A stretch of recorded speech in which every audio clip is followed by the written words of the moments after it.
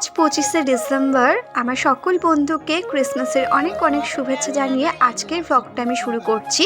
আর সকাল সকাল দেখো এই দাদাটা বাসন বিক্রি করতে এসছে, চুলের বিনিময়ে দাদাটা বাসন দিয়ে যায়। আর এর আগে আমি প্রচুর বাসন রেখেছি দাদা ভাইয়ের কাছ থেকে। তো অনেক দিন পর আসায় আমার অনেকটা চুল জমেছিল, তাই দিয়ে দেখো দুইখানা সুন্দর বাটি নিতে পারলাম। আর সত্যি বলতে এই দাদা ভাইয়ের ব্যবহারটা খুবই ভালো, তাই আমি দাদার কাছ থেকেই বাসনগুলো রাখি। তো যেহেতু নতুন বাসন নিলাম আজকে, আর মা বললো তাহলে আজকে একটু পায়েস বানাও, মাও দোকান থেকে দুধটা এনে দিল। তারপরে আমি নতুন বাসনেই আজকে পায়েসটা বসিয়ে দিলাম। তো দুধটা ভালো করে জাল হতে থাকুক, আর আমি এর মধ্যে একটু তেজপাতা আর এলাচ দিয়ে দিলাম। তো আমার পায়েস প্রায় হওয়ার মধ্যেই, তো আমি আজকে গুড়ের পায়েস বানাবো, তাই দেখো একে একে গুড়গুলো দিয়ে দিচ্ছি। আর এই গুড়টা আমার বাবা পাঠিয়ে দিয়েছিল। আর শীতকালে গুড়ের পায়েস মানে তো কি বলবো, জাস্ট জমে যায়। আর আজকে যেহেতু 25 ডিসেম্বর, তো কেক তো খেতেই হবে, তাই মা দোকান থেকে এই কেকটা নিয়ে এসে দিল।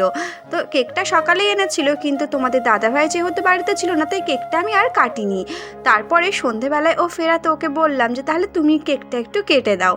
তো এই যে এখন তোমার দাদাভাই কেকটা কাটছে, আর এ কাটা হয়ে গেলে আমরা দুজনে কেকটা খাবো। তো যা কাটাও হয়ে গেল, আর আমাকে তোমাদের দাদাভাই খাইয়েও দিল। তো এরকমই ও আমাকে, মানে আমার থেকে বেশি ওই আমাকে সবসময় খাইয়ে দেয়। তো তারপরে আজকে ভাবলাম যে কুচে কাচাদের নিয়ে একটু পিকনিক করব, জানো 10 টাকার পিকনিক। শুধু বাড়ির থেকে চাল আর আলুটা সবাই দিয়ে দিচ্ছি। আসলে আমরা মাঝে মাঝে এরকম হুটহাট পিকনিক করি। মেন কথা হচ্ছে আমরা তো বাড়ির বাইরে খুব একটা বেরোতে পারি না। আর এর মধ্যে আমার একটা ভাগ্নির জন্মদিন, তাই ওর জন্য দোকান থেকে এই গিফটটা কিনে নিয়ে এসে ওকে দিয়ে দিলাম। আর দুর্ভাগ্য বিষয় হচ্ছে যে ওদের কেকটা কাটা হয়ে গেছে, তো আমি সেটা দেখতে পারলাম না। আর এখন আমার ননদ কেকটা পিস পিস করে কাটছে, যেহেতু সবাইকে কেকটা দিতে হবে সেই জন্য।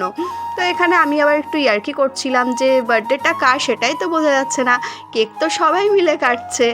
তো যাই হোক, বেশ কিছু মজা হলো, ওখানে অনেক কথাবার্তা হচ্ছিল, কিন্তু যেহেতু গান চলছিল তাই আমাকে অরিজিনাল ভয়েসটা মিউট করতে হলো। আর যাই হোক, তোমরা নিশ্চয়ই বার্থডে গার্লকে দেখেছো, এই যে সাদা ড্রেস পরেছে, তারই বার্থডে ছিল আজকে। তো এখন দেখো তোমাদেরকে হাই করছে। তো দেখছো ঘর ভর্তি লোকজন, বেশ ভালোই মজা হলো। তারপর চলে আসলাম পিকনিকের আয়োজনে। তো আমাদের ডিমগুলো প্রায় ভাজা হয়ে গেছে, এখন মশলাটা কষানো হচ্ছে। যেহেতু ছোট ছোট বাচ্চাদের নিয়ে আমাদের পিকনিক হচ্ছে, তাই আমরা আইটেমে ডিমটাই রেখেছি, কারণ বাচ্চারা ডিমটা ভালোভাবে খেতে পারে। তো আমাদের রান্না প্রায় আর কিছুক্ষণের মধ্যেই শেষ হয়ে যাবে। আর সাইডে তো গান চলছে, আর তার সঙ্গে একটু নাচানাচিও চলছে, বাট সেগুলো আর ক্যাপচার করলাম না, কারণ কেউ আর ক্যামেরার সামনে আসতে চাইছিল না। আর ইতিমধ্যেই দেখো আমাদের রাতের খাওয়া দাওয়া শুরু হয়ে গেছে। তো বাচ্চাদেরকে আগে খাবারটা দেওয়া হয়ে গেল, আর আমাদের গুড্ডু তো না খেয়েই ঘুমিয়ে পড়েছে।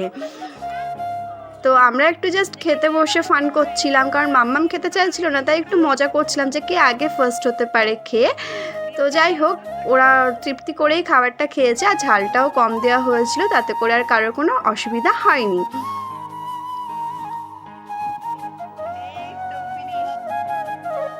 যেহেতু রাত অনেকটাই হচ্ছিল, তো সেই জন্য আমরাও দেরি না করে খাওয়া দাওয়াটা সারতে বসলাম। তো আমাদের আইটেমে এক্সট্রা ছিল, সেটা হচ্ছে বেগুন ভাজা, কুমড়ো ভাজা। তো বেগুন ভাজা আমি নিইনি, কুমড়ো ভাজা নিয়েছিলাম। আর আমাদের একটু চিকেনটাও অ্যাড হয়েছে, কারণ আমার ভাইয়ের বাড়িতে চিকেন রান্না হয়েছিল, তো সেখান থেকে আমরা আবার ভাগে একটু চিকেনও পেয়ে গেলাম। যাই হোক, আজকের আমাদের পিকনিকটা জাস্ট জমে গেছে।